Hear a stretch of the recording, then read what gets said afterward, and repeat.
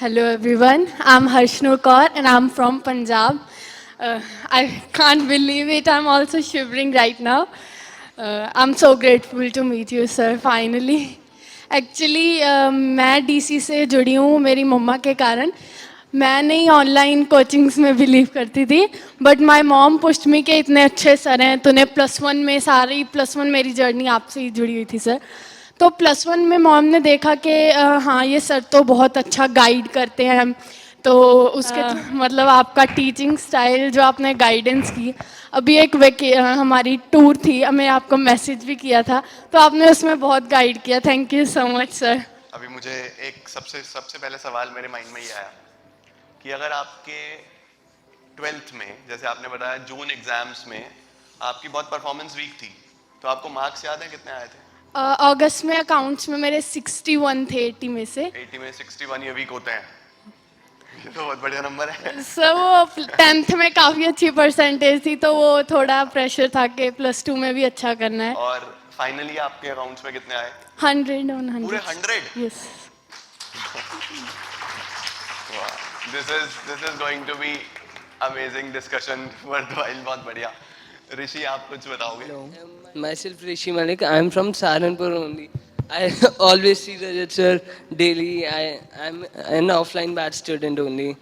तो यार मेरे लिए बहुत अच्छा एक्सपीरियंस रहा रजत सर से रोज़ मिलना था. हमारे लिए तो आप सबके लिए स्टार होंगे, हमारे लिए तो रोज़ मिलते थे. हमारे लिए बहुत इजी था, मतलब हमें तो रोज़ ही मोटिवेशन मिलनी थी. हम ऑफलाइन में थे, तो यार बहुत अच्छा एक्सपीरियंस रहा मेरा. बहुत कुछ बताना है. अभी तो सर ने इंट्रोडक्शन कहा है.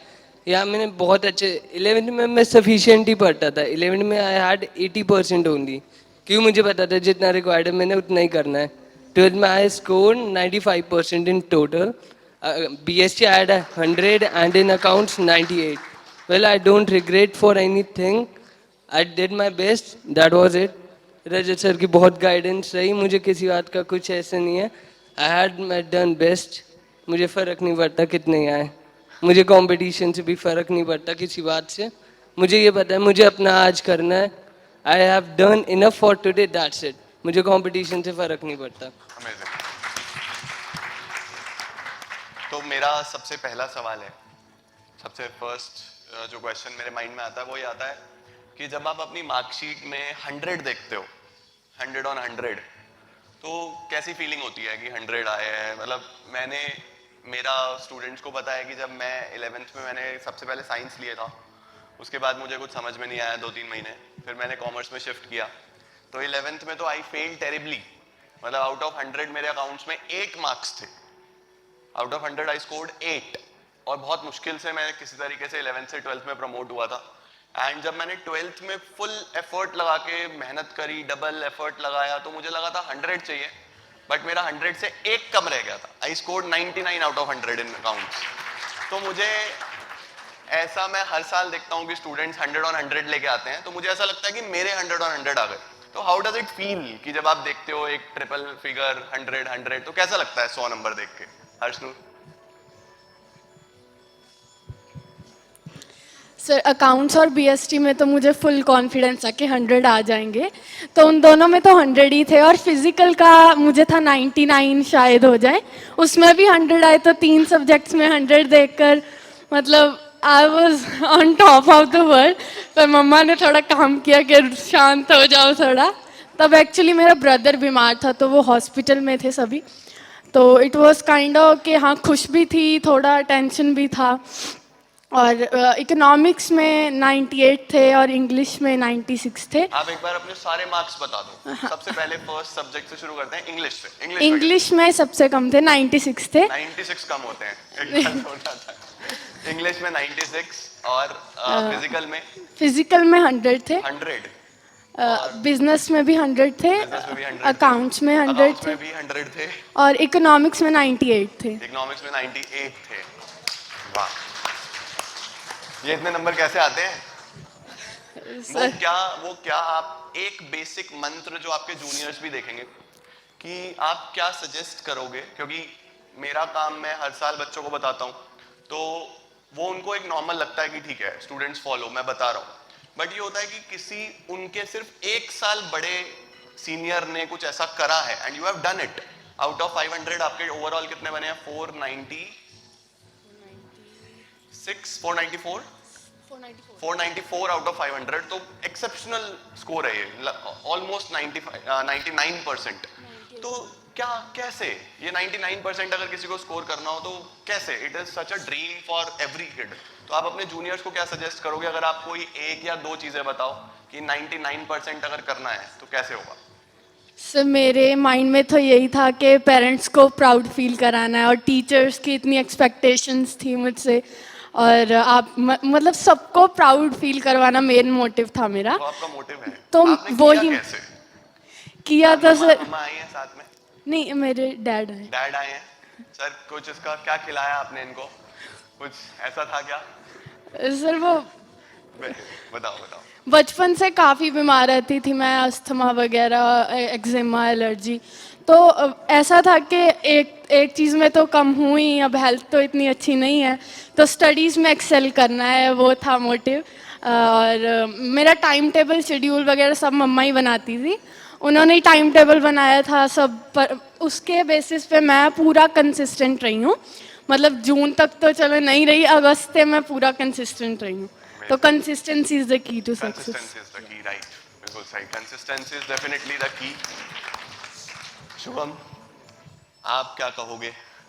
आपके कौन से 3 फैक्टर्स हैं? कंसिस्टेंसी तो एक हो गया, आप कोई 2 फैक्टर्स और बताओ which help you score so well. Consistency जैसे हर्षनूर ने बताया, सो मेरे जो 2 फैक्टर्स थे वो था डिसिप्लिन एंड एग्जीक्यूशन।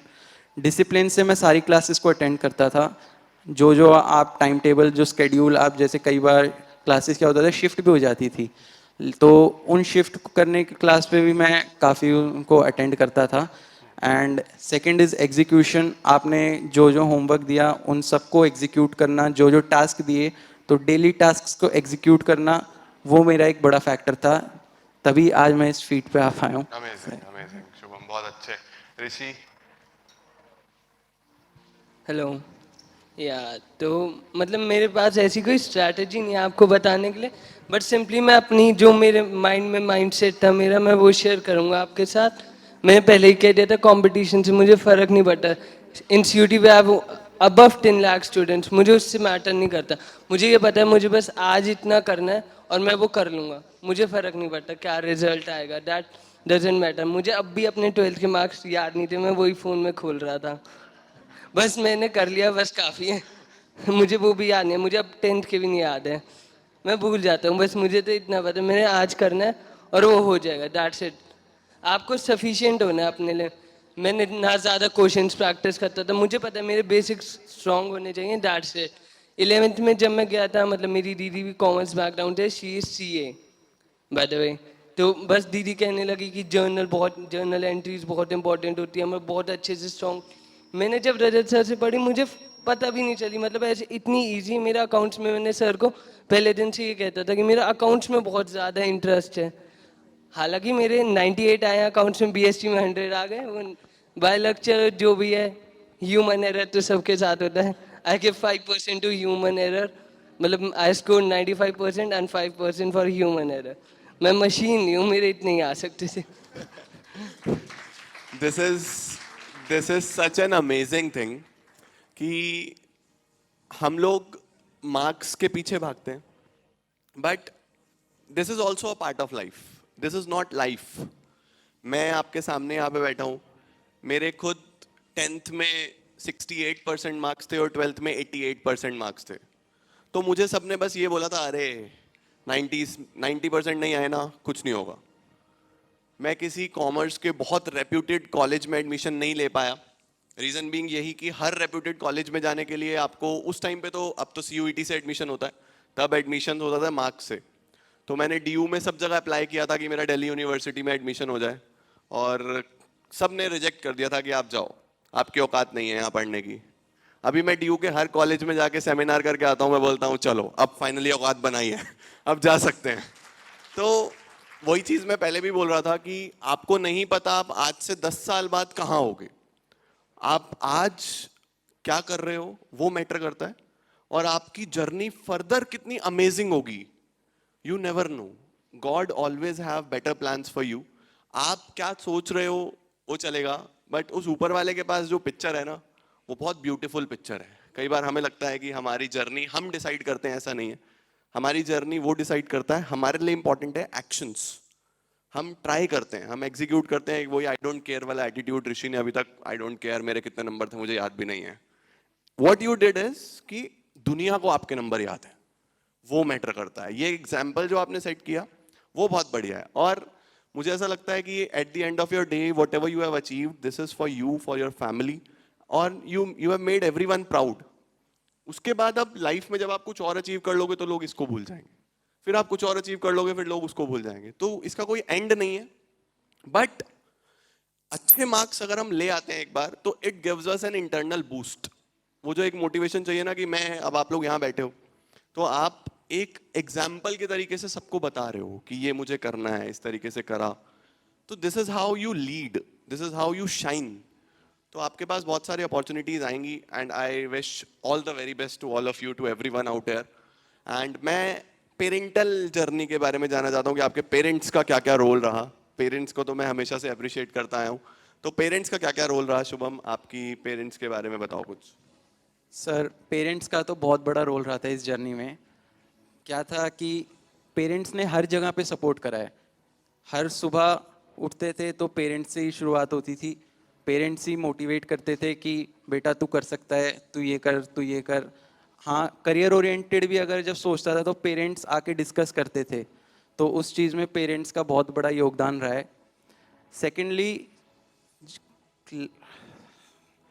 सेकेंडली क्या हुआ था कि मई 2023 में आई गॉट इन्फेक्टेड विद कोविड-19. सो उस फेज से भी जब मैं बाहर निकला तो उसमें भी सबसे बड़ा रोल पेरेंट्स का ही था. उसके बाद 3-4 महीने बॉडी में इतनी वीकनेस आ गई थी कि मैं कुछ कर भी नहीं पा रहा था. लेकिन उस फेज से निकलने में भी पेरेंट्स का बहुत बड़ा योगदान रहा था. सो पेरेंट्स ने तो बहुत सपोर्ट करा है, बहुत मोटिवेट करा है और आगे भी वो करेंगे, ऐसा मेरे को पूरा विश्वास है उन पे. 100% है विश्वास. बिल्कुल. तो आप ब्लाइंडली कर सकते हो. नहीं, पूरा विश्वास है, पूरा 110% है. Amazing. हर्षनूर, अभी आगे क्या आप एम कर रहे हो, what you really want to be? Sir actually मैं भी काफ़ी कंफ्यूज हूँ 2-3 करियर्स में. तो मैं अभी सोच रही हूँ कि अब 2-3 महीने थोड़ा एक्सप्लोर करूँ और एक फाइनल डिसीजन पे आऊँ और उसको ही पूरा टाइम दूँ. तो अभी 2-3 महीने तो मैं सोचने में ही लूँगी करियर. क्या है, थोड़ी कंफ्यूजन रहती है. तो अगर एक बार हम डिसीजन बना लें तो उस पर ही पूरा हार्ड वर्क करना चाहिए मेरे अकॉर्डिंग. अब डायरेक्शन ही हमारी थोड़ी पक्की नहीं है तो अब नहीं कर सकते ऐसे अचीव. तो एक बार फुली फाइनल फ्लेज्ड डिसीजन हो, उसके बाद मैं करियर पे पूरा फोकस, पूरा हार्ड वर्क 100% उस चीज़. Amazing, amazing. Rishi, where do you see yourself in the next 5 years?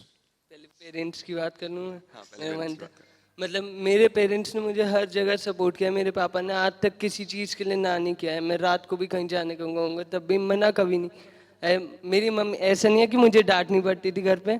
मेरी मम्मी से आज भी आप पूछ लेना कि मेरी मम्मी यही कहेंगी कि ये पढ़ता नहीं है. I have my twin brother here Aryan. We are twins. So yeah, he also scored very well. He also scored 94.8%. We just have a 0.2% difference in our boards. तो यार आज भी मम्मी से पूछोगे वो यही कहेंगे ये पढ़ते नहीं है. मम्मी कभी सेटिस्फाइड नहीं होती कि मतलब उन्हें तो घर पे ये दिख रहा है कि हम इधर उधर एंजॉय भी हम पूरा करते हैं. ऐसा नहीं है मैं पूरे दिन पढ़ रहा था. बस ये होता है, एक चीज़ है कि स्ट्रेस नहीं लेते थे हम किसी भी चीज़ का. हमें पता है पेरेंट्स हैं हमारे साथ, हमें कोई दिक्कत नहीं है. हमें किसी बात का स्ट्रेस नहीं था. हमने पढ़ाई भी की है, एंजॉय भी खूब किया है. ये नहीं है दोस्तों के साथ नहीं घूमे, सब किया है. आ गए मार्क्स भी आगे. पेरेंट्स की बहुत थी. मेरी मम्मी ने हमेशा मुझे यही कहा है कि एवरेज नहीं रहना, फर्स्ट आना है. क्लास में भी हर जगह फर्स्ट आना है, एवरेज नहीं रहना. तो यह बहुत किया है पेरेंट्स ने, उनकी वजह से ये यहाँ. नहीं तो ये माइंडसेट नहीं डेवलप होता. उन्होंने ही डेवलप किया इतना माइंडसेट. नहीं तो मतलब एवरेज ही रह जाते. उन्होंने ही डेवलप किया है सारा माइंडसेट. तो हाँ, बहुत कंट्रीब्यूट किया है पेरेंट्स ने. सारा जो भी मैं आज कह रहा हूँ, जो भी माइंडसेट है, सब उनकी वजह से ही है. अमेजिंग. मेरे लिए सबसे बड़ा चैलेंज ये था, मैं इन दोनों को आज तक नहीं पहचान पाता कि ऋषि कौन है और आर्यन कौन है. आर्यन, एक बार आप आओ ना प्लीज. ये दोनों ट्विन ब्रदर्स हैं और आप आप इनको देखो, इनमें आपको डिफरेंस नजर आता है क्या दोनों को? दोनों बिल्कुल सिमिलर, दोनों पढ़ाई में अमेजिंग, दोनों के 95% मार्क्स, और ये अभी से नहीं 10th में भी ऐसे ही इन्होंने स्कोर किया और 12th में भी। तो बहुत अमेजिंग, दोनों के लगभग मिलते जुलते नंबर आते हैं हमेशा, और पेरेंट्स का तो कंट्रीब्यूशन हमेशा ही है। बट मेरे लिए सबसे बड़ा चैलेंज था 2 साल इनको पहचानना। अभी भी अगर इनको आप सेम कपड़े पहना दो तो मैं नहीं पहचान सकता कि ऋषि कौन है और आर्यन कौन है। आपको कैसा लगता है, कितने परसेंट सेम है? एक बार आप भी उनके बराबर में खड़े होकर दिखाओ जरा, अब चेक करो ये कितना परसेंट सेम है। 99.8%। तो ये मेरे लिए सबसे बड़ा चैलेंज था। बट बैठो प्लीज, एक चेयर और मिल सकती है क्या हमें? एक चेयर और। तो for me it is like कि पेरेंट्स का एक, क्योंकि मैं इनके पेरेंट्स, इनके फादर को भी बहुत अच्छे से जानता हूँ, तो मेरे ऊपर ही भी एक ऑब्लिगेशन था कि इनको अच्छे से देखना कि ये क्या कर रहे हैं, कैसा कर रहे हैं, सिंस एक मॉरल ऑब्लिगेशन आ जाता है। बट जब हम लोग इनके टेस्ट देखते थे तो मैं कंफ्यूज होता था कि ऋषि का कौन सा और आर्यन का कौन सा है, अब ये क्या कर रहे हैं, कैसा कर रहे हैं, सब कुछ इनको देखना। तो it is always a long journey. एक दिन आज ये लोग यहाँ बैठे हैं, आप लोग यहाँ बैठे हो, तो हम लोग आज रिजल्ट को देख रहे हैं, बट जो उसके पीछे की सेक्रीफाइसेस हैं, जो उसके पीछे के चैलेंजेस हैं, हेल्थ इश्यूज हैं, मेंटल स्ट्रेस है, there is a lot going around the students right now.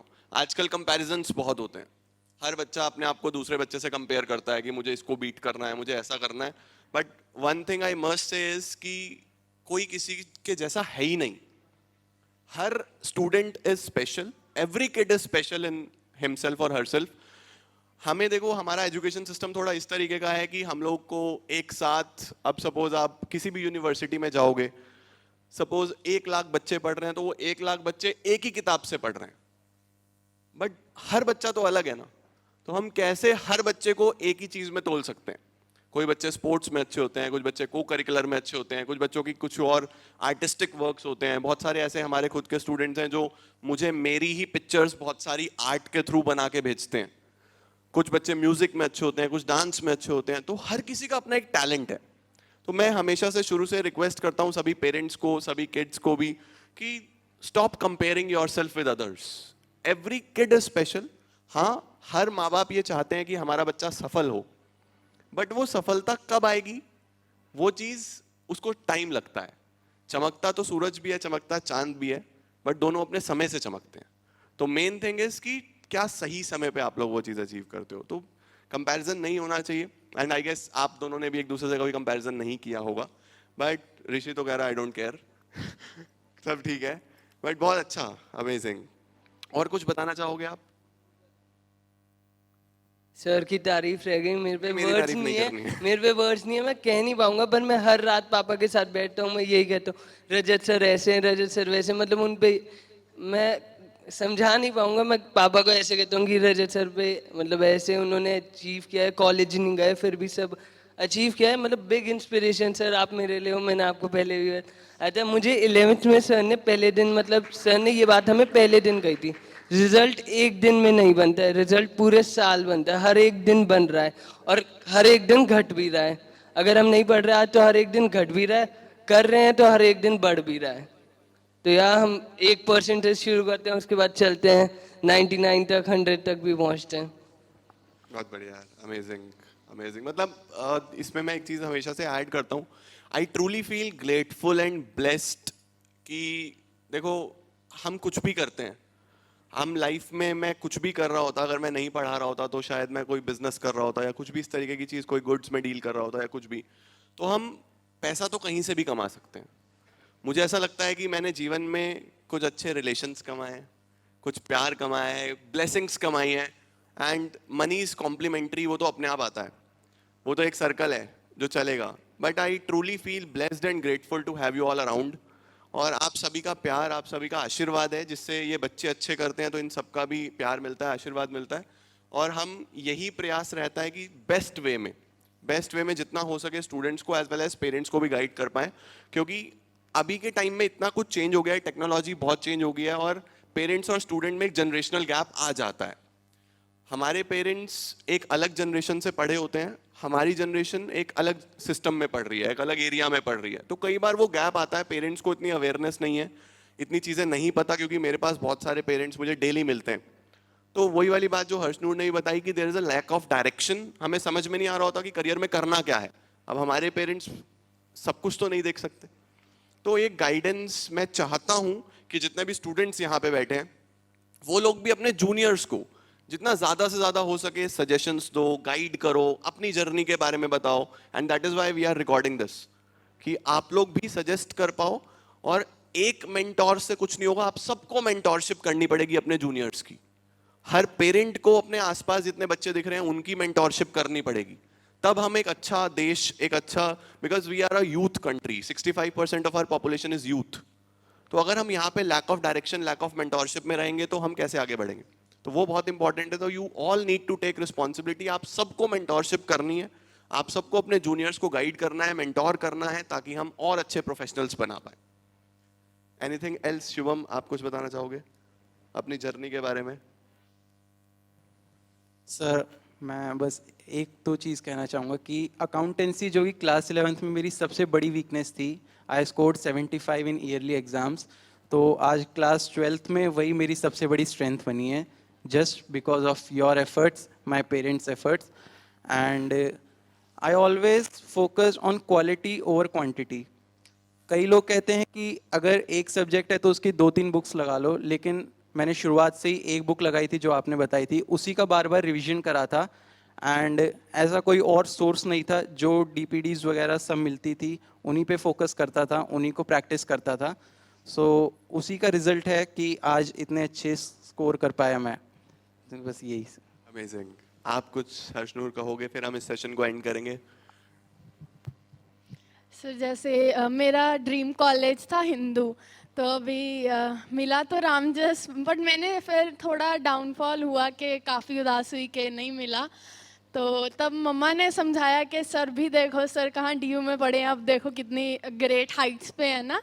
तो यही बात है कि छोटे मोटे फेलियर से कभी नहीं डरना चाहिए। अगर वो चीज़ नहीं मिली तो सोचो कि आगे कुछ अच्छा ही होने वाला है, भगवान अच्छे के लिए सब कुछ।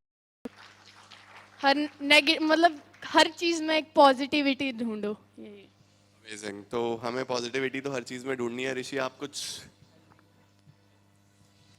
हाँ जी, मैं बस एक लास्ट बात यही कहना चाहूँगा, मतलब अभी सर ने भी बताया था कि you should have the faith in the teacher. Seriously अगर टीचर में फेथ है ना तो आप में खुद में फेथ है। मुझे टीचर में अपने पूरा कॉन्फिडेंस फेथ था, दैट्स वाई मुझे अपने में था, क्योंकि मुझे पता था जो सर समझा रहे हैं वो सही है, जो है सब सही है। बुक में चाहे जो लिखा है, जो कह दिया वो सही है मेरे लिए, तो मैं यही करता था। बुक में गलत भी छप सकता है, मुझे तो इतना पता था, बुक में गलत भी छप जाता। और बाकी दूसरी परसेप्शन ये है, ये मिथ है कि डिसिप्लिन बोरिंग होता है, ये सब सर ने भी कहा था डिसिप्लिन ही एक्चुअल फ्रीडम है। लोग डिसिप्लिन और फ्रीडम को वो करते हैं मिसअंडरस्टैंड, कि डिसिप्लिन एक तरफ है, फ्रीडम एक तरफ। Discipline is the true freedom.